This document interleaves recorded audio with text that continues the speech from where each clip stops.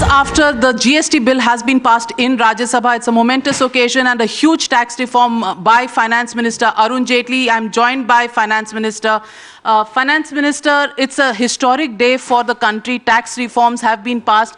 But for you, was the sweetest detail of this the fact that all parties with a consensus voted the bill? I think it took time, but it showed Indian democracy at its best. People who had reservations, their questions were answered in the course of consultations over the last few months. Major national parties had a discussion and converged to a particular point of view. And I think without compromising on the basic fundamentals of the bill, we were able to bring all political parties and all state governments on board. There was only a solitary exception. And the fact that after such a long debate, the Rajya Sabha, which is a very divided house, has not only passed it, but passed it unanimously. I have said that this is probably a great moment both for Indian democracy and Indian federalism. They are at their very best. Mr. P. Chidambaram, the former finance minister, did make it a point to mention the fact that this bill, when it is brought as the central GST or the integrated GST, should be a financial bill and not a money bill. He's still playing at the number game that the Congress is having a overhang about? Well, I think what is a money bill and what is a financial bill is neither a matter of assurance nor demand. It's a matter of the Constitution. The Constitution and the parliamentary practice is very clear as to what is a money bill and what is a finance bill. In the last 25 years, not a single taxation proposal came out only as a finance bill. They all came as money bill. That's the convention.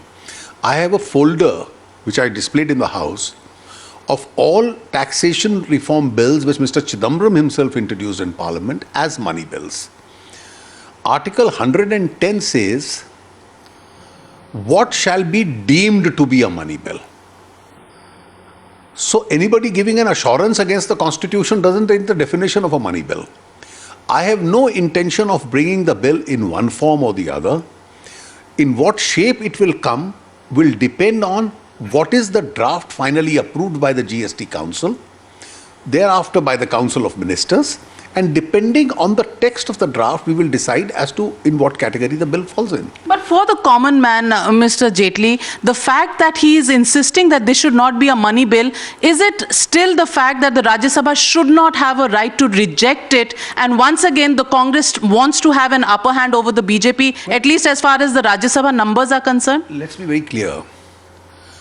There is a 66-year-old practice since the Constitution came into the force. And that practice is supported by the Constitution itself. On certain categories of legislation, the primacy lies only with the Lok Sabha. That's a part of the Constitution itself. The directly elected House has that primacy. Now, if there are other matters which are added to that bill, then it becomes a finance bill and then it can come to the Rajya Sabha. Now, it will all depend on the nature of the particular bill. And that nature will depend on what the finance ministers of the state sitting with the center will approve in the council.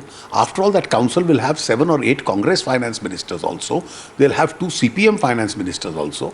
And therefore, that's a body which reflects the cross-section of Indian political democracy. Was the former finance minister P. Chidambaram laying a bait for you, Mr. Jaitley? No, I am not getting into all this. I think the fact that Congress party today has supported it, I express my gratitude to them, and therefore I am not getting into a game of who was playing what tactics. Mr. Jaitley, the cap of 18% is again something that came up during the debate. Do you think that debate has only been postponed for the moment? You can't have a situation where the center is expected to spend more, give more to the states, give more compensation to the states, and yet not be allowed to raise revenue. Then you will have a bankrupt center. And that is why I said India is a union of states. For India to survive, the union must be strong. The union has to survive. Only then the states can be strong. Now, the guiding principles which the Empowered Committee has laid down are very responsible principles. That we'll bring the rate down from the present 27 to 30% levels down significantly, but we need enough so that developmental activity can go on. Just one last question about the common man. Some of the people feel there is an apprehension that services like eating out or air travel might become more expensive. What would you say to those people? I think manufacturing taxes certainly will come down. VAT taxes certainly will come down. At what level the services taxes are to be kept is a discretion of the GST Council. Now states will also have a say as far as service taxes are concerned. And therefore it will all depend on what the states eventually, along with the centre, decide. After 1991 reforms initiation, do you think this is the next biggest moment in India's history as far as tax reforms are concerned? Amongst taxation reforms, this is one of the most important taxation reforms, perhaps the most important that has taken place. But I think if you look at what has happened from 1991, a series of very important reforms took place at that time. In the last 2 years, a series of very important reforms have taken place. Intermittently, in between, other governments have also carried on certain reforms.